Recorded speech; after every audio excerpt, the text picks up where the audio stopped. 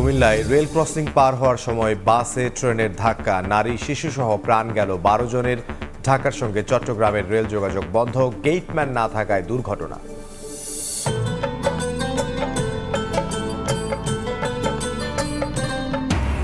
সারা দেশে পবিত্র ঈদ উল ফিতর উদযাপন। জাতীয় ঈদগাহে প্রধান জামাতে মুসলিম উম্মার শান্তি কামনায় দোয়া, শোলাকিয়া ও গোরে শহীদে মুসল্লির ঢল। একসঙ্গে নামাজ আদায় রাষ্ট্রপতি প্রধানমন্ত্রীর, মা বাবার কবর জিয়ারত, তারেক রহমানের যমুনায় ঈদ শুভেচ্ছা বিনিময়।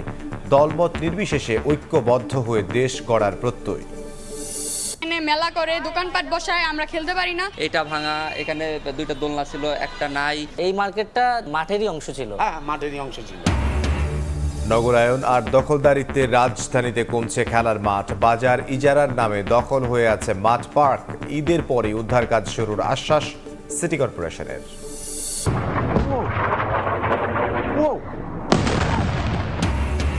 ইসরায়েলের জিমোনা শহরে ইরানের ক্ষেপণাস্ত্র হামলা, যুদ্ধবিমান ভূপাতিতের দাবি, অস্বীকার তেল আবিবের।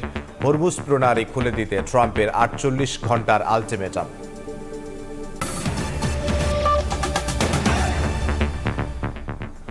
ঈদ মোবারক। সকালের সময় সঙ্গে আছি আমি ইমদাদুল হক। কুমিল্লায় রেল ক্রসিং পার হওয়ার সময় ট্রেনের ধাক্কায় প্রাণ গেল ১২ বাস যাত্রীর। বন্ধ রয়েছে ঢাকার সঙ্গে চট্টগ্রামের রেল যোগাযোগ।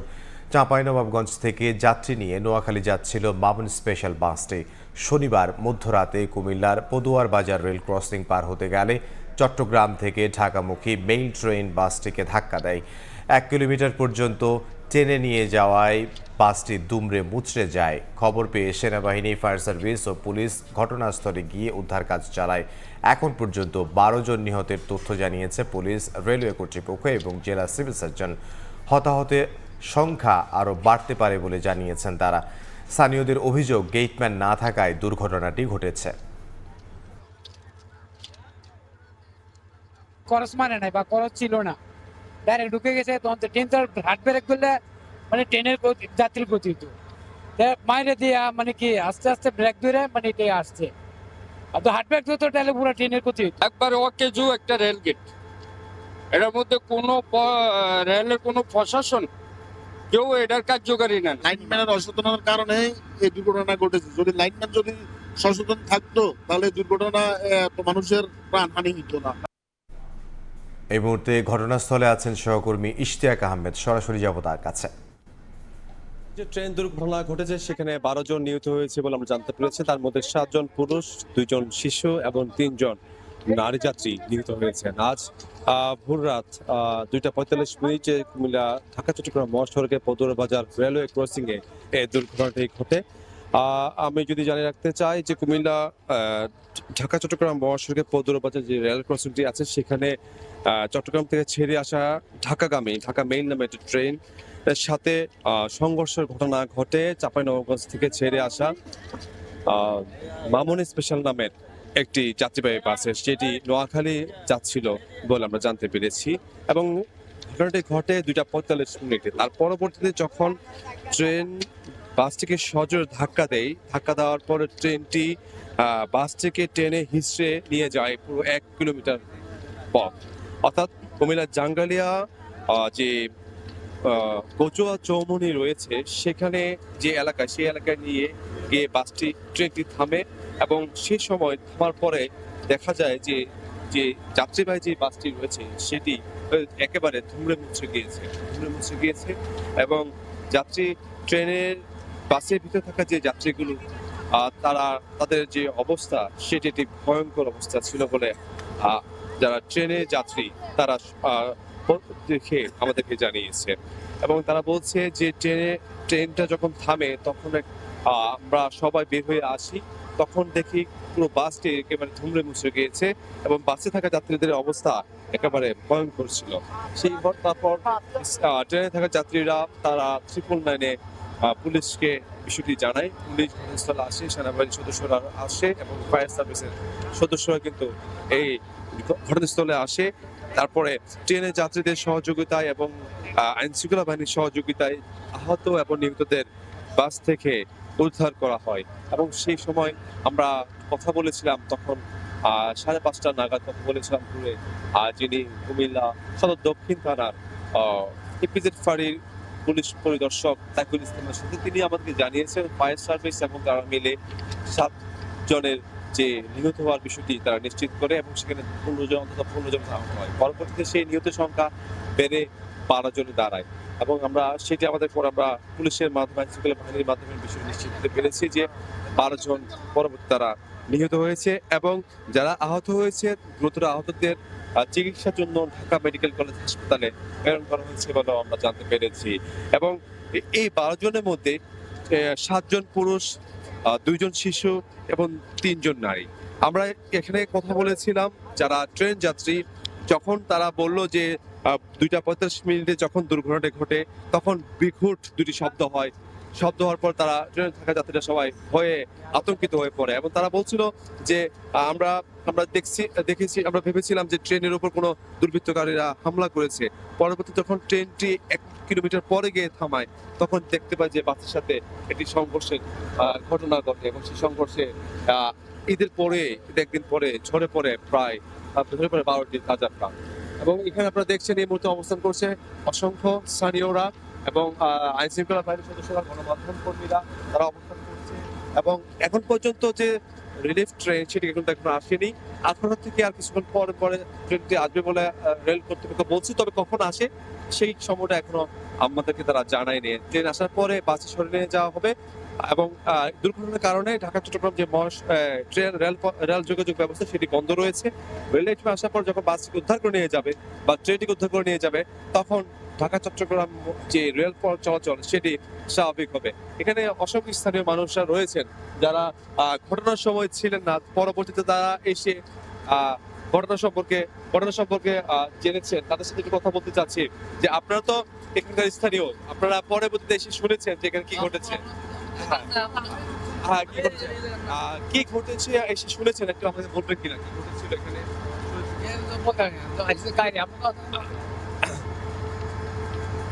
যেমনটা আসলে এখানে যারা রয়েছে, যারা মানে ঘটনা ঘটেছিল ঠিক 2:45 তখন যারা ছিল তারা কিন্তু এই মুহূর্তে এখানে নেই। এখানে যারা এখানে নেই এবং তারা অনেকে চলে গিয়েছে এবং যার কারণে যারা এখানে এই মুহূর্তে অবস্থান করছে তারা স্থানীয়রা তারা ঘটনাটি একেবারে দেখেনি। তারা যারা শুনেছে সেই বিষয়গুলো তারা বলছে। আমাদের কাছে যে তথ্য রয়েছে যে এখানে যে 12 জন যে নিহত হয়েছে তাদের মধ্যে কিন্তু 7 জন পুরুষ, 2 জন শিশু, 3 জন মহিলা এবং বেশ কয়েকজনকে কিন্তু ঢাকায় প্রেরণ করা হয়েছে চিকিৎসার জন্য। আর ট্রেনের যে যাত্রীরা রয়েছে তাদের কিন্তু কারোর কোনো ধরনের ক্ষয়ক্ষতি বা আহত বা নিহত হয়নি। তবে ট্রেনের যাত্রীদের মধ্যে কয়েকজন বলছে আমাদেরকে যে ট্রেনের উপরে যারা ছিল, ছাদের উপরে যারা ছিল তারা কয়েকজন ছিটকে পড়েছে, সেখানে আহত হয়েছেন। এবং আমি একটু দেখানোর চেষ্টা করি কি পরিমাণ ভয়ঙ্কর দুর্ঘটনা ঘটেছে। বাসটি একেবারে ধুমড়ে মুচড়ে গিয়েছে এবং সেই ধুমড়ে মুচড়ে যে পরিমাণ মানুষ আহত হয়েছে, বাসে থাকা যারা রয়েছে সবাই আহত হয়েছেন এবং গুরুতর আহত হয়েছেন। তো আমরা দেখছি যে এখানে স্থানীয়রা রয়েছেন, গণমাধ্যম কর্মীরা রয়েছেন।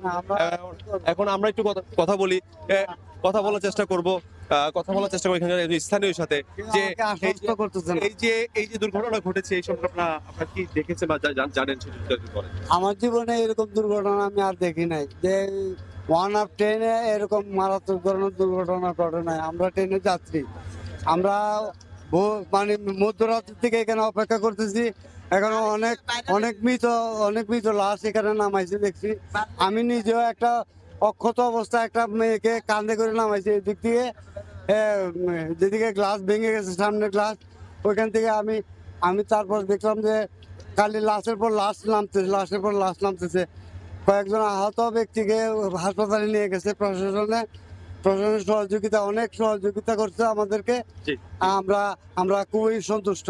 জি ধন্যবাদ আপনাকে, ধন্যবাদ। আপনারা যেমনটা শুনছিলেন যে ট্রেনের যাত্রীরা যারা রয়েছে তারাই কিন্তু এই দুর্ঘটনা কবলিত যে বাসটি রয়েছে সেখানে তারা ছুটে আসে এবং যারা বাসের মধ্যে যারা যাত্রীরা ছিল আহত অবস্থা এবং নিহত অবস্থা তাদেরকে উদ্ধার করে হাসপাতালে নিয়ে যায়। এবং তাদের অভিযোগ যে রেল ঢাকা চট্টগ্রাম মহাসড়ক পদ্মবাজার যে রেল ক্রসিং ছিল সেটা যে গেটম্যান তার এই অসতর্কতার কারণে, তার গাফিলতির কারণে কিন্তু এই দুর্ঘটনাটি ঘটেছে বলে তারা অনেকে অভিযোগ করছেন। তো এই ছিল আমার কাছে সর্বশেষ কুমিল্লার ট্রেন এবং বাস সংঘর্ষের।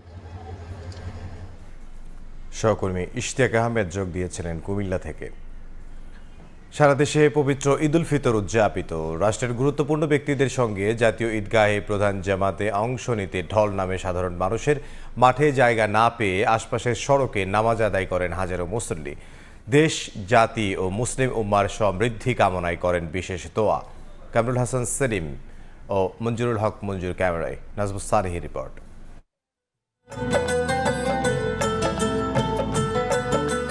মুখে মহান রবের প্রশংসায় তাকবীর ধ্বনি, হাতে জায়নামাজ আর নতুন পোশাকে মুসল্লির ঢল।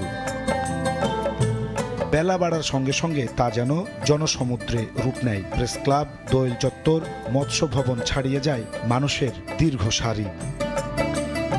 রাষ্ট্রের গুরুত্বপূর্ণ ব্যক্তিদের সঙ্গে ঈদের নামাজে সামিল হতে বাবার হাত ধরে ছোট্ট শিশু, পরিবার স্বজনদের সঙ্গে নিয়ে প্রবীণ ও নারীদের সংখ্যাও ছিল চোখে পড়ার মতো। জামাত শুরুর আগেই কানায় কানায় পূর্ণ হয়ে যায় পুরো ঈদগাহ মাঠ। ভেতরে জায়গা না পেয়ে আশেপাশের রাস্তায় মহান রবের দরবারে দাঁড়িয়ে যান হাজারো মুসল্লি। নামাজ শেষে সবাইকে সঙ্গে নিয়ে আল্লাহর দরবারে হাত তোলেন ঈদ জামাতের ইমাম। এ সময় দেশ, জাতি ও মুসলিম উম্মার সমৃদ্ধি কামনায় করা হয় বিশেষ মোনাজাত। পরে একে অপরকে উষ্ণ আলিঙ্গনে জড়িয়ে নেন মুসল্লিরা। সব ভেদাভেদ ভুলে কোলাকুলিতে মেতে ওঠেন ছোট বড় সবাই। সবাই যেন ভালো থাকি, সুস্থ থাকি এবং সবাই যেন মিলেমিশে থাকতে পারি। দেশে স্থিতিশীলতা আসুক, দেশ ভালোভাবে চলুক, নতুন সরকার যেন দেশটা ভালো মতো চালাইতে পারে। এবার যুদ্ধ বিগ্রহের মধ্যে এসেছে পবিত্র ঈদ উল ফিতর। আগত মুসল্লিরা যুদ্ধ বন্ধ সহ মুসলিম বিশ্বে শান্তি কামনা করেন। ইসরায়েল আমেরিকার যুদ্ধ বন্ধ করবে। মুসলিম উম্মার যে আজকে দুর্দিন ক্লান্তি লগ্ন যাচ্ছে, আমরা সবাই আল্লাহর কাছে দোয়া করি আমাদেরকে আল্লাহ হেফাজত করুক। মুসল্লিরা বলেন, 1 মাসের সিয়াম সাধনার শিক্ষা কাজে লাগাতে চান জীবনের বাকি সময়েও। আজ ভুলে যাতর দোস্ত দুশ্মন হাত মিলাও হাতে। জাতীয় কবি কাজী নজরুল ইসলামের এই মহান বাণী উদ্ভাসিত হোক প্রত্যেকের জীবনে। পবিত্র ঈদ উল ফিতরের শিক্ষায় গড়ে উঠুক একটি শান্তি, সাম্য ও সম্প্রীতির বাংলাদেশ, এমনই প্রত্যাশা আগত মুসল্লিদের। নাজমুস সালেহী, সময় সংবাদ, ঢাকা। 3 যুগ পর একসঙ্গে ঈদের নামাজ আদায় করলেন রাষ্ট্রপতি ও প্রধানমন্ত্রী। জাতীয় ঈদগাহ ময়দানে প্রধান জামাতের নামাজ আদায় শেষে মুসল্লিদের সঙ্গে কুশল বিনিময় করেন তারা।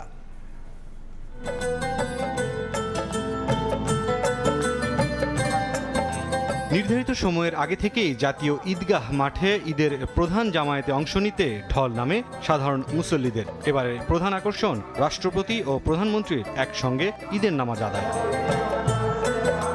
নামাজ শুরুর 15 মিনিট আগে সকাল 8:15 নাগাদ ঈদগাহ মাঠে আসেন প্রধানমন্ত্রী তারেক রহমান। সাধারণ মুসল্লিরা উচ্ছ্বাসের সঙ্গে স্বাগত জানান তাকে। পাশাপাশি 8:25 নাগাদ ঈদগাহ ময়দানে আসেন রাষ্ট্রপতি মোহাম্মদ শাহাবুদ্দিন। প্রধানমন্ত্রী তারেক রহমান স্বাগত জানান তাকে।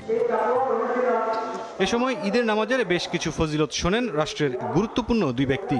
এরপর নির্ধারিত সময় সকাল 8:30টায় শুরু হয় ঈদ উল ফিতরের প্রধান জামায়াত।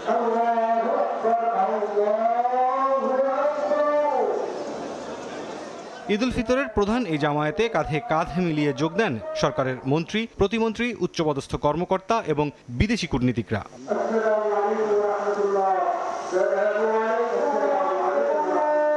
নামাজ শেষে পাঠ করা হয় খুতবা। এরপর দেশ ও জাতির কল্যাণ এবং সারা বিশ্বের মুসলিম উম্মাহর জন্য মোনাজাত করা হয়। নামাজ শেষে রাষ্ট্রপতি মোহাম্মদ শাহাবুদ্দিনের সঙ্গে ঈদের শুভেচ্ছা বিনিময় করেন প্রধানমন্ত্রী তারেক রহমান। ঈদের মাঠে প্রধানমন্ত্রীকে শুভেচ্ছা জানাতে উদ্গ্রীব সাধারণ মুসল্লিরাও বঞ্চিত হননি। নিজে ঈদের নামাজে আগতদের সঙ্গে শুভেচ্ছা বিনিময় করে তারেক রহমান আরও একবার প্রমাণ করলেন তিনিই জনগণের প্রধানমন্ত্রী। রাষ্ট্রপতি ও প্রধানমন্ত্রীকে একসঙ্গে ঈদের নামাজে দেখতে দেশের মানুষকে অপেক্ষা করতে হয়েছে 35 বছরেরও বেশি। অবশেষে রাষ্ট্রের গুরুত্বপূর্ণ 2 ব্যক্তির সঙ্গে একই জামায়াতে ঈদের নামাজ আদায়ের বিরল সুযোগ মিলল সাধারণ মুসল্লিদের। আর সেই দৃশ্য দেখলেন সারা বিশ্বে ছড়িয়ে থাকা বাংলাদেশের মানুষ। মুরসালিন হক জুনায়েদ, সময় সংবাদ, জাতীয় ঈদগাহ, ঢাকা। দেশবাসীকে ঈদের শুভেচ্ছা জানিয়েছেন প্রধানমন্ত্রী তারেক রহমান। দলমত নির্বিশেষে ঐক্যবদ্ধ হয়ে দেশ গড়ার প্রত্যয় জানিয়ে সবার সহযোগিতা চেয়েছেন তিনি। রাষ্ট্রীয় অতিথি ভবন যমুনায় সপরিবারে ঈদ শুভেচ্ছা বিনিময় অনুষ্ঠানে এই কথা বলেন সরকার প্রধান। পরে জিয়ারত করেন বাবা মায়ের কবর। মিজানুর রহমানের ক্যামেরায় আহমেদ সালেহিনের রিপোর্ট।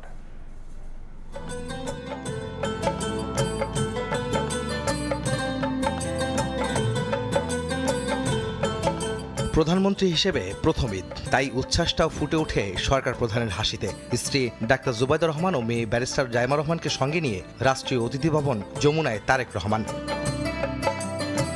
সাধারণ মানুষের ঢল নামে প্রধানমন্ত্রীকে ঘিরে, তাদের উচ্ছ্বাসের বহিঃপ্রকাশ ঘটে সরকার প্রধানের সঙ্গে ঈদ শুভেচ্ছা বিনিময় করতে পেরে। ধর্ম, বর্ণ সব শ্রেণী পেশার মানুষের সঙ্গে ঈদ উল ফিতরের শুভেচ্ছা বিনিময় করেন প্রধানমন্ত্রী তারেক রহমান। ঈদ শুভেচ্ছা বিনিময় করেন বিভিন্ন দেশের কূটনীতিকরাও। পরে গণমাধ্যমে কথা বলেন সরকার প্রধান। বহু বছর পর দেশের মানুষের সঙ্গে ঈদ করতে পেরে মহান সৃষ্টিকর্তার শুকরিয়া আদায় করেন তারেক রহমান। ঈদ মোবারক। বহু বছর পরে বাংলাদেশের মানুষের দোয়ায় আমি এবং আমার পরিবার দেশের মাটিতে দেশের মানুষের সাথে ঈদ পালন করতে সক্ষম হয়েছি। তার জন্য আমি প্রথমেই আল্লাহ রব্বুল আলমীর দরবারে শুকরিয়া আদায় করছি। দলমত নির্বিশেষে সবাইকে নিয়ে প্রত্যাশিত বাংলাদেশ গড়ে তোলার প্রত্যয় ব্যক্ত করেন প্রধানমন্ত্রী। দেশবাসীর কাছে আমি অনুরোধ জানাবো যে আপনাদের সহযোগিতা যদি থাকে, আপনাদের এই নির্বাচিত সরকার দেশকে আপনাদের চাওয়া অনুযায়ী দেশ গঠনের কাজে সর্বোচ্চ শক্তি দিয়ে চেষ্টা চালিয়ে যাবে। মহান মুক্তিযুদ্ধে শহীদদের পাশাপাশি ২৪-এর গণঅভ্যুত্থানে গণতান্ত্রিক আন্দোলনে আত্মত্যাগকারীদের শ্রদ্ধাভরে স্মরণ করেন প্রধানমন্ত্রী তারেক রহমান। সরকার গঠন করে প্রধানমন্ত্রী হওয়ার পর এই প্রথম ঈদ উল ফিতর উদযাপন করলেন সাধারণ মানুষের সঙ্গে প্রধানমন্ত্রী তারেক রহমান। তার প্রত্যাশা, এই সাধারণ মানুষগুলোর জন্য আগামী দিনগুলোতে কাজ করবেন তিনি। একই সঙ্গে জাতীয় ঐক্য, পারস্পরিক সম্প্রীতি এবং সহমর্মিতার বন্ধনকে আরও দৃঢ় করার প্রত্যয় ব্যক্ত করেন প্রধানমন্ত্রী। যমুনা থেকে বেরিয়ে জিয়া উদ্যানে বাবা শহীদ রাষ্ট্রপতি জিয়াউর রহমান ও মা সাবেক প্রধানমন্ত্রী বেগম খালেদা জিয়ার কবর জিয়ারত করেন প্রধানমন্ত্রী তারেক রহমান। বাবা মায়ের রুহের মাগফিরাত কামনায় দোয়া করেন তিনি। শ্রদ্ধা জানানো হয় দলের পক্ষ থেকেও। এরপর সর্বস্তরের মানুষের ঢল নামে সমাধি ঘিরে। আহমেদ সালেহিন, সময় সংবাদ, ঢাকা। তৃণমূলের সঙ্গে শেকড়ের বন্ধন জনপ্রতিনিধিদের। ঈদ আনন্দ ভাগাভাগি করে নিতে নিজ নিজ এলাকায় মন্ত্রীরা সাধারণ মানুষের সঙ্গে এক কাতারে নামাজ আদায় ও কুশল বিনিময় করেন তারা। সবাইকে নিয়ে দেশ গড়তে কাজ করার কথা জানান মন্ত্রীরা। ঈদ আনন্দ ভাগাভাগি করে নিতে জনপ্রতিনিধিরা নিজ এলাকায় এক কাতারে দাঁড়িয়ে সবার সঙ্গে আদায় ঈদ উল ফিতরের নামাজ। কক্সবাজারের পেকুয়ায় নিজ গ্রামে ঈদের নামাজ পড়েন স্বরাষ্ট্রমন্ত্রী সালাউদ্দিন আহমদ। সবার সঙ্গে শুভেচ্ছা বিনিময় শেষে কথা বলেন রোহিঙ্গা সমস্যা নিয়ে। টেকসই ও শান্তিপূর্ণ প্রত্যাবাসনে সরকার প্রতিশ্রুতিবদ্ধ বলে জানান মন্ত্রী। দেশের শান্তি, স্থিতিশীলতা, সমৃদ্ধি, উন্নয়ন, অগ্রগতির জন্য আমরা মহান আল্লাহ রাব্বুল আলামিনের দরবারে আজকের দিনে প্রার্থনা করি এবং আমরা সবাই ঐক্যবদ্ধভাবে এই জাতিকে এগিয়ে নিয়ে যাই। চট্টগ্রামের উত্তর কাট্টলিতে নামাজ আদায় করেন অর্থ ও পরিকল্পনা মন্ত্রী আমির খসরু মাহমুদ চৌধুরী। দেশের মানুষ ভিন্ন আঙ্গিকে ঈদ আনন্দ উপভোগ করছে বলে মন্তব্য করেন তিনি। আমরা সবাই আজকে আমাদের যে মালিকানা ফিরে পাওয়ার কথা ছিল, মনে হয় নির্বাচনের পরে সেটা বহুলাংশে আমরা ফিরে পেয়েছি। এই ঈদের আনন্দ, একটু অতিরিক্ত আনন্দ অনুভব করছি সবাই মিলে। সম্প্রীতি ও ঐক্যবদ্ধ বাংলাদেশ গড়ে তোলার প্রত্যাশার কথা জানান বাণিজ্য মন্ত্রী খন্দকার আব্দুল মুক্তাদির এবং প্রবাসী কল্যাণ মন্ত্রী আরিফুল হক চৌধুরী। মানুষ আমাদের উপর যে আকাশসম প্রত্যাশা স্থাপন করেছে, মানুষের সেই আশা প্রত্যাশার সমর্থনের হক যেন আদায় করতে পারি, আল্লাহ যেন আমাদেরকে সেই তৌফিক দেন। আল্লাহ তাআলা যেন এই প্রবাসে, এই যুদ্ধকালীন সময়ে যারা যেখানে আছেন তারা যেন সুন্দরভাবে, সুষ্ঠুভাবে যেন আমাদের মধ্যে ফিরে আসেন। নিরাপদ সমাজ গড়তে দুর্বৃত্তায়ন থেকে সবাইকে দূরে থাকার আহ্বান জানান আইন, বিচার ও সংসদ বিষয়ক মন্ত্রী অ্যাডভোকেট মোহাম্মদ আসাদুজ্জামান। এই দেশকে, এই রাষ্ট্রকে, এই সমাজকে ঠিক রাখতে হলে সমস্ত প্রকার দুর্বৃত্তায়ন থেকে দূরে থাকতে হবে। নির্বাচনে জনসাধারণকে দেয়া প্রতিশ্রুতি ধীরে ধীরে পূরণের আশ্বাস দেন মন্ত্রীরা। রিমু সিদ্দিক, সময় সংবাদ। নিজ নিজ নির্বাচনী এলাকায় ঈদ উল ফিতরের নামাজ আদায় করলেন বিরোধী দলের নেতারা। নামাজ শেষে বিরোধী দলীয় চিফ হুইপ বলেন, সংসদে সংবিধান সংস্কার ইস্যুতে ছাড় দেয়া হবে না, আর সংসদে সমাধান না হলে রাজপথে নামার হুঁশিয়ারি দেন বিরোধী দলীয় নেতা। মনির হোসাইনের রিপোর্ট।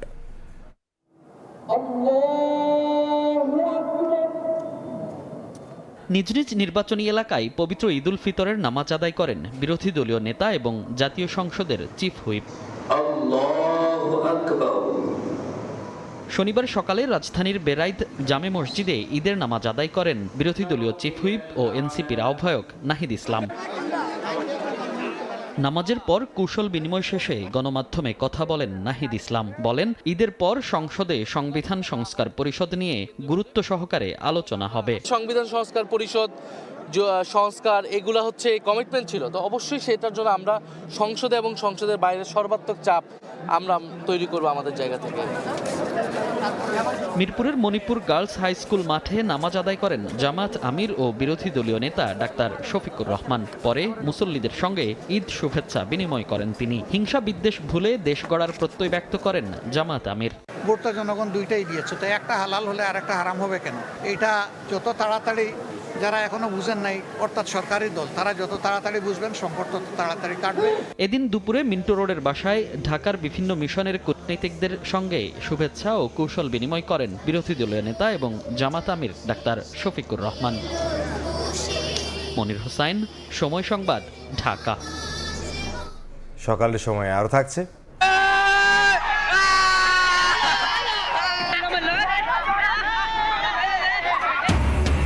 অতিরিক্ত চাপে ভেঙে পড়ল ভাসমান সেতু। জামালপুরে ব্রহ্মপুত্রে ডুবে প্রাণ গেল ভাই বোন সহ 5 শিশুর। ঈদের দিন সন্তান হারিয়ে পাগল প্রায় বাবা মা। ঈদ আনন্দ যেন শুরু না হতেই শেষ। জীবিকার তাগিদে যান্ত্রিক শহরে ফিরতে শুরু করেছে মানুষ। কোনো ঝুঁকি ঝামেলা না থাকায় স্বস্তি প্রকাশ করেন তারা। ঈদ আনন্দ যেন শুরু না হতেই শেষ। জীবিকার তাগিদে ঈদের দ্বিতীয় দিনই ফিরতে হলো যান্ত্রিক শহরে। শনিবার ভোরে বিভিন্ন জেলা থেকে রাজধানীর সদরঘাটে একে একে ভিড়তে থাকে বিভিন্ন জেলার লঞ্চ। যাত্রীদের কেউ কেউ পরিবারের সঙ্গে ঈদ করতে বাড়ি গিয়েছিলেন 3 থেকে 4 দিন আগে, আবার কেউ ফিরছেন একদিনের ছুটি শেষে। কালকে গেছিলাম মার লগে ঈদ করতে, আজকে চলে আইছি কাজের লাগা। আমি গেছি ঈদের 2 দিন আগে, আজকে আসছি, ওর কাজ আছে তো এই কারণে চলে আসলাম। বাবার সাথে ঈদ করছি, ঈদ করে আজকে রাত্রে আবার আমাদের অফিস আছে, আবার চলে আসলাম। ভাই সবার মন খারাপ, কেননা এখন তো কিছু করা নাই, যেহেতু ইমার্জেন্সি এখানে একটু সমস্যা, চলে আসছি এই কারণে। যাত্রাবাড়ির কোনাবাড়িতে একটি রেস্টুরেন্টের বাবুর্চি মনির হোসেন পরিবারের সঙ্গে ঈদ করতে শেরপুর গিয়েছিলেন তিনি। কাজে যোগ দিতে রাজধানীর উদ্দেশ্যে রওনা দেন রাতেই। আমি শুক্রবার দিন সকালে, আমি কালকে আমার কাছে কাজ আছে, খারাপ লাগলে তো কিচ্ছু করার নাই, কারণ গরিব মানুষ হয়েছি, কাজ করার লাগবো। হ্যাঁ, ইমার্জেন্সি কাজে যোগ দিতে এই কারণে চলে আসছে। সড়কে যানজট না থাকায় কোনো ঝক্কি ঝামেলা ছাড়াই কর্মস্থলে ফিরতে পারায় স্বস্তি প্রকাশ করেন তারা। আতাউর কাউসার, সময় সংবাদ, ঢাকা। পরিবারের সঙ্গে ঈদ উদযাপনে আজও ঢাকা ছাড়ছে মানুষ। এই মুহূর্তে কমলাপুর রেলওয়ে স্টেশনে আছেন সহকর্মী ওয়ালিউল সাকিব। সরাসরি যাব তার কাছে। কমলাপুর রেলওয়ে স্টেশনে ঈদের দ্বিতীয় দিনেও কিন্তু আমরা যাত্রীদের আনাগোনা দেখতে পাচ্ছি। বিশেষ করে আমরা দেখতে পাচ্ছি যে এখানে কিন্তু ঢাকার বাইরে থেকেও ট্রেন আসছে এবং ঢাকা থেকেও ট্রেন ছেড়ে যাচ্ছে। তবে যদি আমি বলি, এখানকার যে চিত্রটি আমরা দেখতে পাচ্ছি, এখানে ট্রেন আসার পরিমাণ কিন্তু এখন পর্যন্ত অনেক কম রয়েছে। বিশেষ করে এই মুহূর্তে আমরা একটি ট্রেন আসতে দেখেছি, যেটি হচ্ছে যমুনা এক্সপ্রেস। এটি কিন্তু জামালপুর থেকে ছেড়ে এসেছে এবং বলা যায় যে খুব বেশি দূরত্ব থেকে কিন্তু এটি আসেনি। আর এছাড়া হচ্ছে যে আমি বলতে পারি যে চট্টগ্রাম মেইল ট্রেন, যেটি এখানে এসে পৌঁছানোর কথা ছিল 7:15টার দিকে, সেই ট্রেনটি কিন্তু আমরা দেখেছি যে গতকাল রাত 3টার দিকে দুর্ঘটনার শিকার হয়। এটি কিন্তু আমরা দেখেছি যে কুমিল্লার পৌদুয়ার বাজার এলাকায় আসলে যে রেল ক্রসিংয়ে এখানে একটি যাত্রীবাহী বাসের সঙ্গে ধাক্কা লাগে। পরে কিন্তু আমরা দেখেছি যে 12 জন নিহত হওয়ার ঘটনা ঘটেছে। তো সেই কারণে আমরা দেখেছি যে এই যে চট্টগ্রাম মেইল ট্রেনটি কিন্তু এখন পর্যন্ত কখন এসে পৌঁছবে সেটি অনিশ্চিত, সেটি কিন্তু এখন পর্যন্ত উদ্ধার করা সম্ভব হয়নি। এছাড়া যদি বলি যে আসলে ঢাকায় ফেরার যে পরিমাণটা সেটি খুবই কম। আমরা এখন পর্যন্ত যেমনটি বললাম যে একটি ট্রেন আসতে দেখতে পেয়েছি, আরেকটি ট্রেন তো দুর্ঘটনার কারণে আসতে পারেনি, হয়তো দুপুর নাগাদ, দুপুরের পর কিছু ট্রেন আসতে পারে। সেক্ষেত্রে ঢাকায় ফেরার যে চিত্র সেটি আমরা দেখতে পাবো। তবে সকাল থেকে আমরা কিন্তু বাড়ি ফেরার যে চেষ্টা এখনও ঈদের দ্বিতীয় দিনেও সেটি আমরা দেখতে পেয়েছি।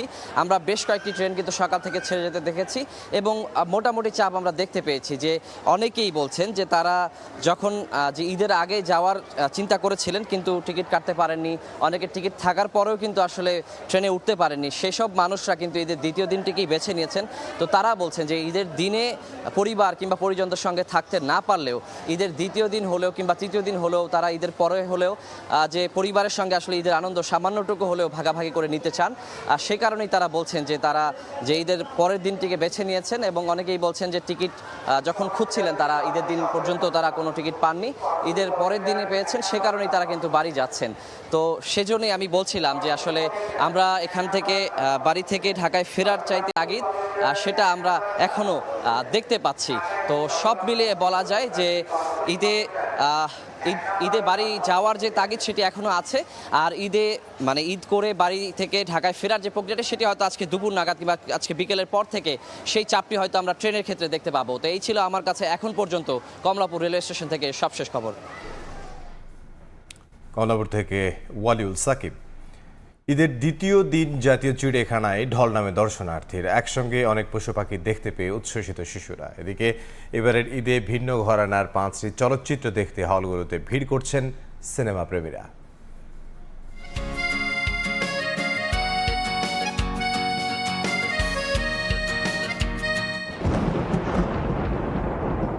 চৈত্রের মেঘাচ্ছন্ন আকাশ, প্রকৃতিতে গুড়ি গুড়ি বৃষ্টি, আড়মোড়া ভেঙে ঘুম থেকে উঠে খুনসুটিতে মেতেছে বাঘ দম্পতি, আর তা দেখতে দর্শনার্থীদের ভিড়। ঈদের ছুটিতে রাজধানীর মিরপুরে জাতীয় চিড়িয়াখানায় ঢল নামে বিভিন্ন শ্রেণী পেশার মানুষের। ঈদের দিন বেলা বাড়ার সঙ্গে সঙ্গে বাড়তে থাকে মানুষের সমাগম। চোখের সামনে বাঘ, বানর, হরিণ সহ নানা প্রজাতির বনের পশু পাখি দেখতে পেয়ে উচ্ছ্বসিত দর্শনার্থীরা ছুটছেন এক খাঁচা থেকে অন্য খাঁচার সামনে। তবে পর্যাপ্ত নিরাপত্তার অভিযোগ তুলছেন ঘুরতে আসা ভ্রমণকারীদের কেউ কেউ। অনেক সুন্দর লাগলো, অনেকদিন পর এলাম, বাচ্চারাও দেখে খুশি হইলো। আসার পরে দুইটা লোক পিছু অনেক সময় ফলো করছে, করার বাদে আবার পকেটটা মেরে দিছে। এদিকে ঈদ মানে প্রেক্ষাগৃহে নতুন সিনেমার টান টান উত্তেজনা আর উৎসবের আমেজ। সেই ধারাবাহিকতায় এবারের ঈদেও সারা দেশের সিনেমা হলগুলোতে মুক্তি পেয়েছে ভিন্ন ঘরানার 5টি চলচ্চিত্র। মাল্টিপ্লেক্সগুলোতে দাপটের সঙ্গে চলছে এবারের ঈদের বিভিন্ন সিনেমা। শাহিন আলম, সময় সংবাদ, ঢাকা।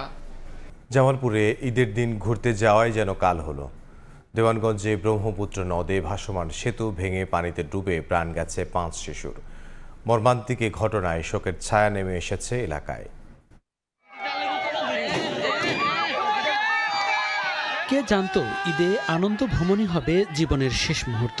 দুর্ঘটনায় অকালে প্রাণ যাবে ভাই বোন সহ 5 শিশুর। স্থানীয়রা জানান, ঈদ উপলক্ষে দেওয়ানগঞ্জে ব্রহ্মপুত্র নদের উপর ভাসমান সেতুতে ভিড় করে মানুষ। অতিরিক্ত চাপে ভেঙে যায় ভাসমান সেতুটি। অকস্মাৎ ব্রহ্মপুত্র নদে পড়ে যায় অনেকে। তাদের কেউ কেউ সাঁতরে তীরে উঠলেও তলিয়ে যায় 5 শিশু। খবর পেয়ে ঘটনাস্থলে যায় ফায়ার সার্ভিস। স্থানীয়দের সহায়তায় 5 শিশুর মরদেহ উদ্ধার করা হয়। ওই পাশে পার্ক আছে, পার্কে যাওয়ার জন্য সবাই ডামের উপরে উঠছে, বেশি মানুষ হওয়াতে একবার বেশি উল্টে গেছে। এদিকে খবর পেয়ে ঘটনাস্থলে ছুটে যান বেসামরিক বিমান পরিবহন ও পর্যটন প্রতিমন্ত্রী এম রশিদুজ্জামান মিল্লাত। মর্মান্তিক এই মৃত্যুতে সমবেদনা জানান নিহতদের স্বজনদের প্রতি। এই দুর্ঘটনার জন্য আমি গভীরভাবে দুঃখ প্রকাশ করছি। আমাদের তরফ থেকে, সরকারের পক্ষ থেকে অনুদান দিয়ে তো আর পূরণ হয় না সবকিছু। তারপরেও যেহেতু অসচ্ছল পরিবার যেগুলি আছে তাদের অনুদানের একটা ব্যবস্থা আমি করে যাব। আমরা ইতিমধ্যেই একটা ব্রিজ করার জন্য পদক্ষেপ নেওয়ার জন্য আমরা প্রস্তুতি গ্রহণ করেছি এবং এখানে একটা স্থায়ী ব্রিজ নির্মাণ হবে। মৃত 5 শিশুর মরদেহ হস্তান্তর করা হয়েছে তাদের পরিবারের কাছে। প্রিয় সন্তানের অকাল মৃত্যুতে শোকাচ্ছন্ন স্বজনরা। তাদের আহাজারিতে ভারী হয়ে উঠেছে এলাকার পরিবেশ। সময় সংবাদ, জামালপুর। নতুন সরকার দায়িত্ব নেয়ার পর বাংলাদেশে প্রভাব বিস্তারে মরিয়া যুক্তরাষ্ট্র, চীন ও ভারত। তিস্তা প্রকল্পে বড় অঙ্কের ঋণ সহায়তার প্রস্তাব দিয়েছে চীন। স্থলবন্দর দিয়ে পণ্য আমদানিতে দেয়া নিষেধাজ্ঞা তুলে নেওয়ার ইঙ্গিত দিয়েছে ভারত।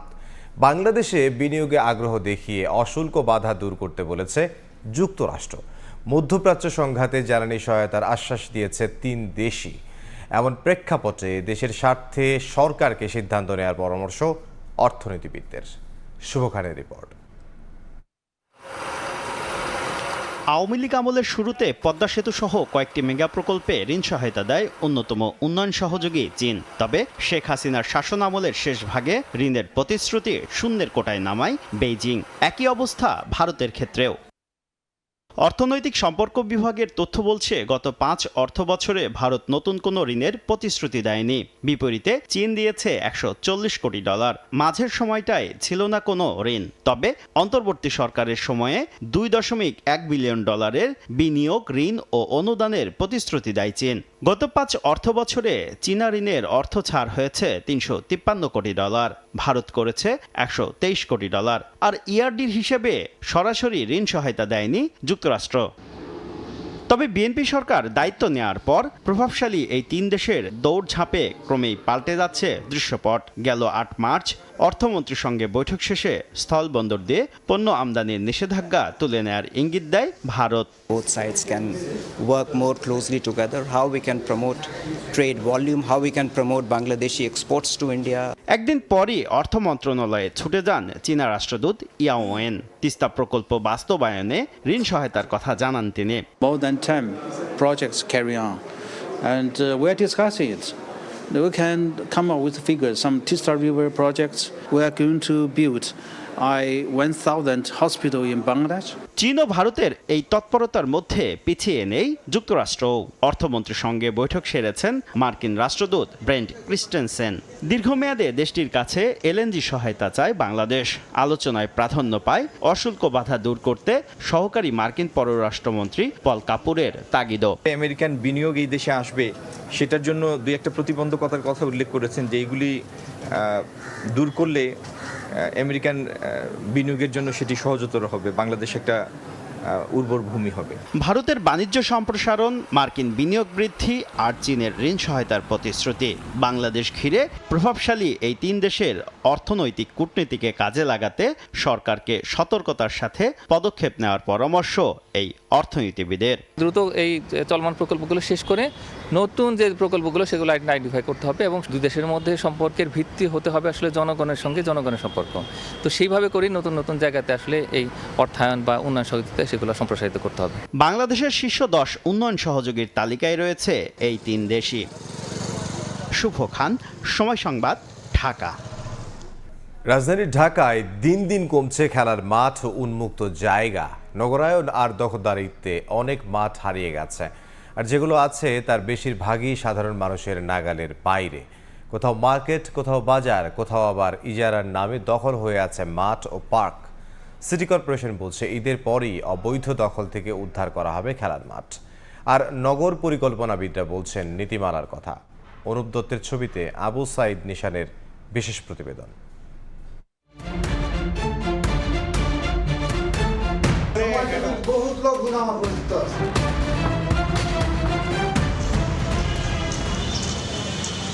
নব্বই দশকের দিকেও রাজধানী ঢাকায় খেলার মাঠ ছিল চোখে পড়ার মতো। অপরিকল্পিত উন্নয়নে সেই তালিকাটা এখন যেন কাজির গরুর মতো, কেতাবে আছে বাস্তবে নেই। রাজধানীর প্রায় 70% খেলার মাঠই এখন বেদখল। কোথাও ক্লাব, কোথাও মার্কেট, আবার কোথাও বসেছে হাটবাজার। যেসব মাঠ এখনো আছে তারও সর্বোচ্চ 18% সাধারণ মানুষের প্রবেশাধিকার রয়েছে। এখানে মেলা করে দোকানপাট বসায়, আমরা খেলতে পারি না। গেটটা ভাঙে দিয়েছে, কেউ চলাচল করতে পারতেছে না। আমাকে একটা বড় মাঠ লাগবে। এটা ভাঙা, এখানে 2টা দোলনা ছিল, একটা নাই। আহ্বান করবে নতুন সরকারের কাছে যেন এই পার্কের দিকে নজর দেয়। পুরান ঢাকার দক্ষিণ সিটি কর্পোরেশনের ধূপখোলা মাঠও তার ব্যতিক্রম নয়। একসময় এলাকার শিশু কিশোরদের খেলাধুলার প্রধান স্থান ছিল এই মাঠ। তবে এখন এর একাংশে তৈরি করা হয়েছে বহুতল মার্কেটের অবকাঠামো। এই প্রকল্পের কাজ শুরু করেছিল সিটি কর্পোরেশনই। এই মার্কেটটা মাঠেরই অংশ ছিল। হ্যাঁ, মাঠেরই অংশ ছিল। এই খামারটাও কি ওরাই? খামারটা বুড়ো বাজারে কষাইরা রাখে আর কি। অন্যদিকে ধানমন্ডি ক্লাব মাঠও বছরের পর বছর ধরে ইজারার নামে বেদখল রয়েছে। সময়টা থেকে পাঠাইছে বলো? আপনি বলছেন যে আপনি মাঠের ছবি তুলবেন। হ্যাঁ, আপনার কাছে মনে হয় মাঠ খোলা। আমি হেডম নিয়ে কেন আসবো? বহুত লোকজন আমার পরিচিত আছে। আমার পেছনে ধানমন্ডি ক্লাব মাঠ, যে মাঠ সর্বসাধারণের জন্য উন্মুক্ত থাকার কথা, সে মাঠে প্রবেশে রয়েছে নানা বিধিনিষেধ। এমনকি সাংবাদিক প্রবেশেও রয়েছে বাধা। জানা গেছে দীর্ঘ অনেক বছর থেকে ইজারার মাধ্যমে এ মাঠ বেদখল হয়ে আছে। ধানমন্ডি সোসাইটি মাঠের রক্ষণাবেক্ষণের জন্য সরকারের কাছে আবেদন করলেও তা এখনো অনুমোদন পায়নি। তবুও মাঠটির নিয়ন্ত্রণ তাদের হাতেই। একাডেমির নামে খেলোয়াড়দের কাছ থেকেও নেওয়া হচ্ছে অর্থ। আমাদের অ্যাপ্লিকেশন আছে যে আমরা মাঠটা রক্ষণাবেক্ষণ করতে চাই, এটা আমাদেরকে দেওয়া হোক। নির্বাচিত সরকার ছিল না দেখে এটার কোনো ডিসিশন মেকিং হয়ে আসেনি। আপনারা একটা টাকা নিচ্ছেন, এই টাকাটা কোথায় যাচ্ছে? এটা সোসাইটি কালেক্ট করে এটা আবার পে করে দিচ্ছে। হ্যাঁ, কাদেরকে পে করছে? দক্ষিণ সিটি কর্পোরেশনের প্রশাসক জানান, স্থানীয়দের সঙ্গে আলোচনা করে মাঠগুলো আবারও উন্মুক্ত করা হবে। দুঃখলা মানে এটা খুবই দুঃখজনক, কিন্তু কি বলবো যে আমার পূর্বে যারা ছিল সিটি কর্পোরেশনের দায়িত্বে তারাই সেখানে এখন একটা মাঠে রূপান্তরিত করছে। ধানমন্ডি ক্লাব মাঠের ব্যাপারেও তাদের সাথেও কথা বলবো, কারণ মাঠগুলো তো উন্মুক্ত থাকবে। একটা বিশেষ গোষ্ঠী, একটা বিশেষ ইস্যুর মধ্যে ঈদের পরে ইনশাআল্লাহ প্রত্যেকটা জায়গাতে তড়িৎ গতিতে আমরা চেষ্টা করব যে খোলা জায়গাগুলোকে কিভাবে খেলাধুলার মাঠে রূপান্তরিত করা যায়। উত্তর সিটি কর্পোরেশনের চিত্র অনেকটা একই। প্রায় 50 বছরের বেশি সময় ধরে দখল হয়ে আছে মিরপুর 6 নম্বরের ঈদগাহ, যেখানে মাঠ জুড়ে গড়ে উঠেছে কাঁচা বাজার। দোকান প্রতি মসজিদ কমিটি যত দোকান আছে এখান থেকে খাজনা নেয়, মসজিদের আন্ডারে। আর এমনি জায়গাটা হলো আপনার আমাদের বরাদ্দ দেওয়া হয়নি, যখন দেওয়া হয় তখন আমরা বরাদ্দপত্রের অনুকূলে টাকা জমা দিই। আমরা প্রস্তুত আছি। অবৈধ স্থাপনা উচ্ছেদের আশ্বাস উত্তর সিটি কর্পোরেশনের প্রশাসকেরও। সরকারি যেই স্থাপনার উপরে যারা অবৈধভাবে দখল করে আছে, এটা তো আইনসঙ্গত কোনো কাজ নয়। আমরা ঈদের পরে পরিকল্পনা আছে, এই কাজগুলো আমরা করবো ইনশাল্লাহ। মাঠ দখলদারদের আইনের আওতায় আনা সহ মাঠ ও পার্ক ব্যবস্থাপনায় সুস্পষ্ট নীতিমালা করার আহ্বান জানান নগর পরিকল্পনাবিদ। পার্কে দখল করেছে তার একটা সুস্পষ্ট ক্রাইম অন্তর্ভুক্ত করে দখলদারদের অবশ্যই কাস্টডিতে নেওয়া উচিত। এরপরে সেই মাঠগুলোতে জনগণ কিভাবে অ্যাক্সেস পাবে সেটার জন্য নীতিমালা করা উচিত। প্রতিটা ওয়ার্ডে একটা করে মাঠ ছেলেদের জন্য, একটা করে মাঠ মেয়েদের জন্য, মিনিমাম 2টো করে মাঠ যেন আমাদের থাকে। এবং যেগুলো প্রাতিষ্ঠানিক মাঠ আছে সেগুলো যেন বিকেলবেলা যখন স্কুল কলেজগুলো বন্ধ থাকে এলাকাবাসীর জন্য খুলে দেওয়া হয়। রাজধানীর মাঠ পার্ক দখলমুক্ত করতে দ্রুত ও কঠোর পদক্ষেপ নেওয়ার দাবি নগরবাসীর। অপরিকল্পিত নগরায়ন, দখলদারিত্ব, মাঠের ইজারা সহ বিভিন্ন স্থাপনা নির্মাণের ফলে ঢাকা শহরের 70% মাটি হয়েছে বেদখল হয়েছে পার্কও। এখন প্রশ্ন হচ্ছে, নতুন সরকার ঢাকা শহরের অবৈধ দখলদারিত্ব থেকে মাঠ উদ্ধার করে ফিরিয়ে দিতে পারবে কি শিশুদের শৈশবের দুরন্তপনা? আবু সাইদ নিশান, সময় সংবাদ, ঢাকা। দেখছেন সকালের সময়, সঙ্গেই থাকুন।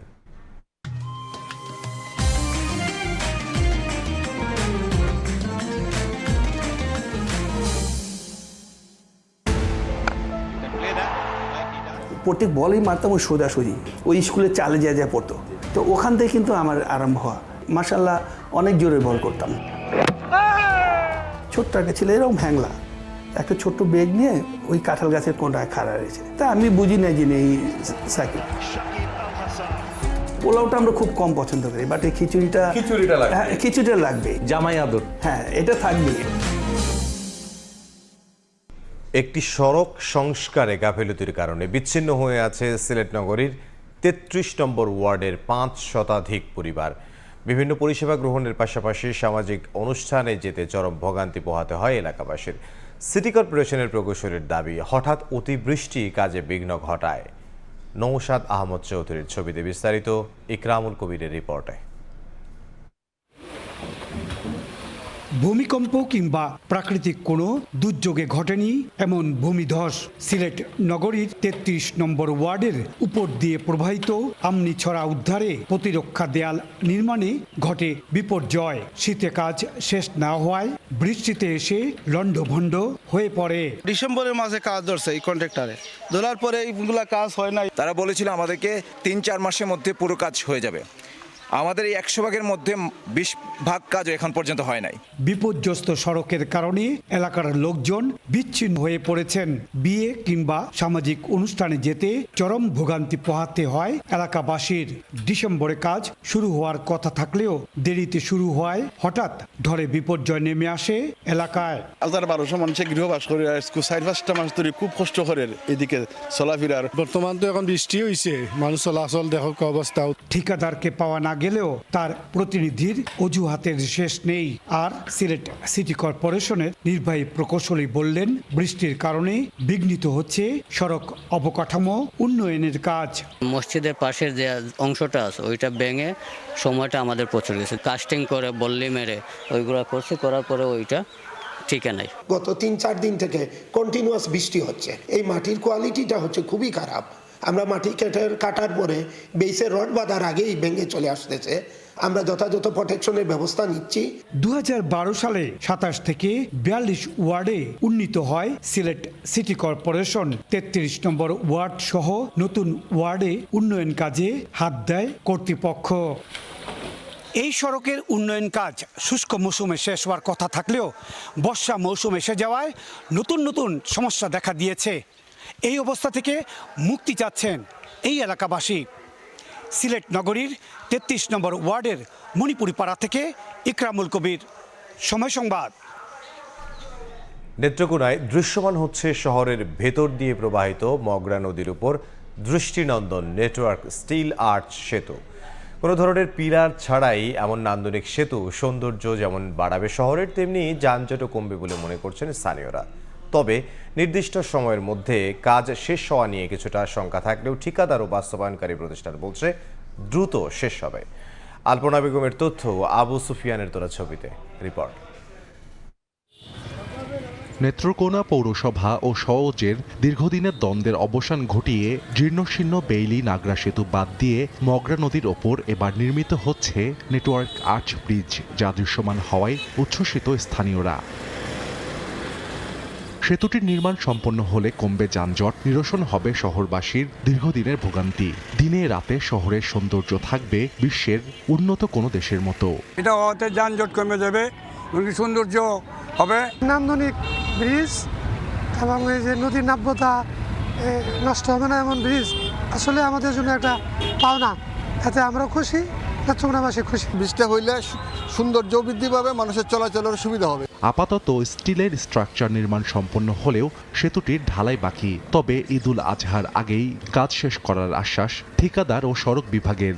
দুই পার যদি অক্ষ হয়ে থাকবে, হাইটা যাওয়ার 3 ফুট 3 ফুট 6 ফুট রাস্তা থাকবে এবং ব্রিজের উপরে থাকে 38 ফুট ক্লিয়ার থাকতেছে। দুইটা গাড়ি অনায়াসে যাবে, মানে যানজটের কোনো অবস্থা তৈরি হবে না এখানে। আমরা এটা খুব দ্রুত সম্ভব বাস্তবায়ন করব। 2 মাসের মধ্যে এটা সরকার আমরা হ্যান্ড ওভার দেওয়ার ইচ্ছা পরিকল্পনা। আমরা দ্রুত সময়ের ভিতরে সেতুটি জনসাধারণের জন্য আমরা উন্মুক্ত করে দেব এবং সেটা দ্রুত সময়ের মধ্যে শেষ করতে পারবো আশা করি। জনগণের যে দুর্ভোগ এবং শহরের যে যানজট সেটা আমরা বহুলাংশে নিরসন করতে পারবো আমাদের বিশ্বাস, এবং জনগণের দুর্ভোগ কমবে, সময় বাঁচবে এবং এখানে যে শহরের যে যানজট এটা বহুলাংশে নিরসন হবে। 2 বছর মেয়াদে 22 কোটি 82 লাখ টাকা ব্যয়ে সেতুটি নির্মাণ করছে সড়ক বিভাগ। 56 মিটার দৈর্ঘ্য এবং ফুটপাথ সহ 11.80 মিটার প্রস্থের এই সেতুতে নেই কোনো পিলার। সময় সংবাদ, নেত্রকোনা। দেখছেন সকালের সময়। উৎসবের আমেজে বিশ্ব জুড়েই উদযাপিত হলো পবিত্র ঈদ উল ফিতর। ভারত, পাকিস্তান, দক্ষিণ কোরিয়া, অস্ট্রেলিয়া, জাপান, ইন্দোনেশিয়া সহ দেশে দেশে ঈদের নামাজ আদায় করেছেন মুসল্লিরা। প্রবাসী বাংলাদেশিরাও অংশ নেন এতে। প্রবাস জীবনের ব্যস্ততার মাঝেও ঈদ হয়ে উঠেছে আবেগ, সংযোগ আর ভালোবাসার বন্ধন। ঈদ উল ফিতর উপলক্ষে সম্প্রীতি ও ভালোবাসার বন্ধনে আবদ্ধ হয়েছে সমগ্র মুসলিম বিশ্ব। ভারতের রাজধানী নয়াদিল্লির জামে মসজিদ প্রাঙ্গণে মুসল্লিদের এই বিশাল কাতার বার্তা দিচ্ছে ভালোবাসা, ভ্রাতৃত্ব আর ত্যাগের। পশ্চিমবঙ্গ জুড়েও ঈদের নামাজের জামাত অনুষ্ঠিত হয়েছে। মুসল্লিদের সঙ্গে সাক্ষাৎ করেন মুখ্যমন্ত্রী মমতা বন্দ্যোপাধ্যায়। শুভেচ্ছা বার্তা দিয়েছেন দেশটির রাষ্ট্রপতি ও প্রধানমন্ত্রী। সবাইকে ঈদ মুবারক। আমরা চাই এই দেশে শান্তি আসুক, ভালোবাসা আসুক। আল্লাহ से दुआ मांगा है कि हम लोग बढ़िया से रहें, हमारा हिंदुस्तान बढ़िया से रहे। ভারতের পাশাপাশি পাকিস্তানে উৎসাহ উদ্দীপনার মধ্য দিয়ে পালিত হচ্ছে ঈদ উল ফিতর। জামাত শেষে কোলাকুলি আর দোয়ার মাধ্যমে ছড়িয়ে পড়ে ভ্রাতৃত্ব আর সম্প্রীতির বার্তা। ঈদের আনন্দে ভাসছে ইন্দোনেশিয়াও। পাকানসারি স্টেডিয়ামে প্রথমবারের মতো অনুষ্ঠিত হয় ঈদ উল ফিতরের জামাত। আশপাশের বিভিন্ন এলাকা থেকে হাজারো মুসল্লি একত্রিত হয়ে নামাজ আদায় করেন। দক্ষিণ কোরিয়ার রাজধানী সিউলের কেন্দ্রীয় মসজিদে সকালে অনুষ্ঠিত হয় ঈদের প্রধান জামাত। দেশটির বিভিন্ন মসজিদ ও ইসলামিক সেন্টারেও একাধিক জামাত হয়, যোগ দেন প্রবাসীরাও। জাপানের মদিনা মসজিদ, টোকিও সহ বিভিন্ন মসজিদে সকাল থেকেই একাধিক ঈদ জামায়াতের আয়োজন করা হয়। এবারের ঈদ জাপানের টানা 3 দিনের সরকারি ছুটির মধ্যে পড়ায় উৎসবের আমেজে যোগ হয়েছে বাড়তি মাত্রা। প্রতি বছরের মতো এবারও অস্ট্রেলিয়ায় 2 দিনে ঈদ উদযাপন করেছেন মুসলিমরা। সিডনির ল্যাকেম্বা ও মিন্টো সহ বিভিন্ন এলাকায় শতাধিক জামাতে অংশ নেন হাজার হাজার মুসল্লি। আফ্রিকার দেশগুলোর বাংলাদেশি কমিউনিটিতে ছিল ঈদের আমেজ। দেশগুলোর মসজিদগুলোতে দল বেঁধে ঈদের জামায়াতে অংশ নেন স্থানীয় সহ প্রবাসী বাংলাদেশিরা। দেশে দেশে নির্যাতিত মুসলমানদের জন্য করা হয় বিশেষ দোয়া। মালিহা সুহরওয়ার্দী, সময় সংবাদ। ইসরায়েলের পারমাণবিক স্থাপনার ডিমোনা শহরে ক্ষেপণাস্ত্র হামলা চালিয়েছে ইরান। ভবন বিধ্বস্ত হয়ে প্রায় অর্ধশত আহত হয়েছেন। এছাড়া দক্ষিণের আরাদ শহরে ভবন ধসে 80 জনের বেশি আহত হয়েছেন। অন্যদিকে ইরানি আকাশসীমায় ইসরায়েলি যুদ্ধবিমান ভূপাতিত করার দাবি করেছে তেহরান। বাহরাইন ও ইরাকে মার্কিন স্থাপনায় ড্রোন ও ক্ষেপণাস্ত্র হামলার দাবি করেছে IRGC। তবে হরমুজ প্রণালীতে ইরানের হুমকি সৃষ্টির সক্ষমতা কমেছে বলে দাবি করেছে মার্কিন সেন্ট্রাল কমান্ড। যদিও 48 ঘন্টার মধ্যে প্রণালীটি খুলে দিতে ইরানকে আলটিমেটাম দিয়েছে মার্কিন প্রেসিডেন্ট ডোনাল্ড ট্রাম্প। ইসরায়েলের পারমাণবিক স্থাপনার কাছের দক্ষিণাঞ্চলীয় শহর ডিমোনাতে ইরানের ক্ষেপণাস্ত্র হামলায় একটি ভবন ধসে পড়ে। স্থানীয় গণমাধ্যম জানায় এতে বহু মানুষ হতাহত হয়েছেন। হামলার পরপরই এলাকায় ধোঁয়া ছড়িয়ে পড়তে দেখা যায়। টাইমস অব ইসরায়েল জানায় হামলার পরই ধ্বংসস্তূপে দ্রুত উদ্ধার কাজে যোগ দেয় জরুরি সেবা বাহিনী। এছাড়া দক্ষিণের আরাদ শহরে ভবন ধসে অর্ধশতের বেশি মানুষ আহত হয়েছেন। অন্যদিকে ইরানের আকাশসীমায় ইসরায়েলের একটি যুদ্ধ বিমানে আঘাত করার দাবি করেছে তেহরান। তবে এ দাবি অস্বীকার করেছে ইসরায়েল। সংযুক্ত আরব আমিরাতের আল মিনহাদ এবং কুয়েতের আলী আল সালেম বিমান ঘাঁটিতে ক্ষেপণাস্ত্র ও ড্রোন হামলার দাবি করেছে ইরানের বিপ্লবী গার্ড বাহিনী। টেলিগ্রামে দেয়া এক বিবৃতিতে IRGC জানায়, হামলায় ঘাঁটিগুলোর বিমান রাখার স্থান ও জ্বালানি ট্যাঙ্ক লক্ষ্যবস্তু করা হয়। এসব ঘাঁটি ব্যবহার করে মার্কিন বিমানগুলো ইরানে হামলা চালাচ্ছিল বলেও দাবি করা হয়। এছাড়া বাহরাইনেও মার্কিন ঘাঁটি লক্ষ্য করে হামলা চালিয়েছে ইরান। ইরাকের রাজধানী বাগদাদে বিমানবন্দরের কাছে একটি মার্কিন কূটনৈতিক স্থাপনাকে লক্ষ্য করে ড্রোন হামলা চালানো হয়। ঘটনার আগে শহরের বিভিন্ন এলাকায় একাধিক বিস্ফোরণের শব্দ শোনা যায়। ইরানের একটি ভূগর্ভস্থ স্থাপনায় বোমা হামলায় হরমুজ প্রণালীতে দেশটির হুমকি সৃষ্টি করার সক্ষমতা কমেছে বলে দাবি করেছে মার্কিন সেন্ট্রাল কমান্ডার। এই স্থাপনায় ইরান ক্রুজ ক্ষেপণাস্ত্র ও অন্যান্য অস্ত্র মজুদ রাখত বলেও জানানো হয়। সেন্টকম কমান্ডার আরও জানান, এ পর্যন্ত ইরানের 130টি জাহাজ সহ 8000-এর বেশি সামরিক লক্ষ্যবস্তুতে হামলা চালিয়েছে যুক্তরাষ্ট্র। যদিও 48 ঘন্টার মধ্যে হরমুজ প্রণালী খুলে দিতে ইরানকে আলটিমেটাম দিয়েছেন মার্কিন প্রেসিডেন্ট ডোনাল্ড ট্রাম্প। হুঁশিয়ারি দিয়ে বলেন, প্রণালী না খুললে দেশটির বিদ্যুৎ কেন্দ্রে হামলা চালিয়ে তা গুঁড়িয়ে দেয়া হবে। বরকতুল্লাহ, সময় সংবাদ। দেখছেন সকালের সময়। ফিফা প্রীতি ম্যাচ খেলতে ভিয়েতনামে পৌঁছেছে বাংলাদেশ জাতীয় ফুটবল দল। AFC এশিয়ান কাপ বাছাইয়ে 31 মার্চ সিঙ্গাপুরের বিপক্ষে মাঠে নামবে জামাল ভুঁইয়ারা। তার আগে 26 মার্চ ভিয়েতনামের বিপক্ষে ম্যাচ দিয়ে প্রস্তুতি সারতে যায় হ্যাভিয়ার ক্যাবরেরার শিষ্যরা।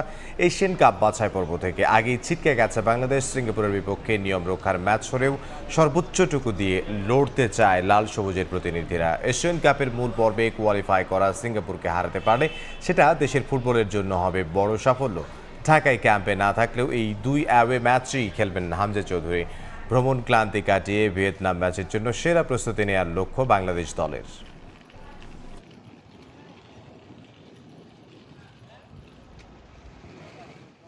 ট্রাভেল করেছি আমরা যতক্ষণ, তার চেয়ে বেশি আমরা ট্রানজিটে ছিলাম এবং আসা যাওয়া সবকিছু মিলে এখানে আমাদের যে সময়টা ব্যয় হয়েছে এটা অনেক ক্লান্তিময়। আমরা যেভাবে যদি রিকভারি করে নিতে পারি তাহলে আমরা পূর্ণ দমে ট্রেনিং শুরু করতে পারবো। যতটুকু এখানে এখন যতটুকু আমরা ফিল করছি যে ইনশাআল্লাহ ভালো কিছুই হবে। এ পর্যায়ে শীর্ষ সংবাদগুলো জানিয়ে দিচ্ছি আরও একবার। কুমিল্লায় রেল ক্রসিং পার হওয়ার সময় বাসে ট্রেনের ধাক্কা, নারী শিশুসহ প্রাণ গেল 12 জনের। ঢাকার সঙ্গে চট্টগ্রামের রেল যোগাযোগ বন্ধ, গেটম্যান না থাকায় দুর্ঘটনা।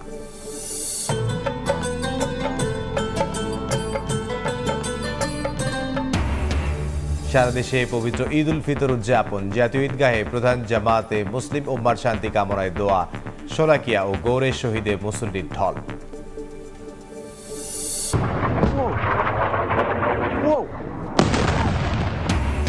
ইসরায়েলের জীবনা শহরে ইরানের ক্ষেপণাস্ত্র হামলা, যুদ্ধবিমান ভূপাতিতের দাবি অস্বীকার তেল আবিবের।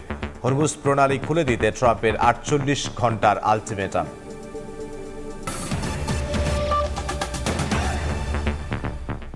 এই ছিল সকালের সময়। এরপর আন্তর্জাতিক সময় নিয়ে সঙ্গে থাকবেন সহকর্মী আমিরুল ইসলাম আলী। ধন্যবাদ ইমদাদ। আন্তর্জাতিক সময় নিয়ে আসছে কিছুক্ষণ পর, সঙ্গে থাকুন সময়।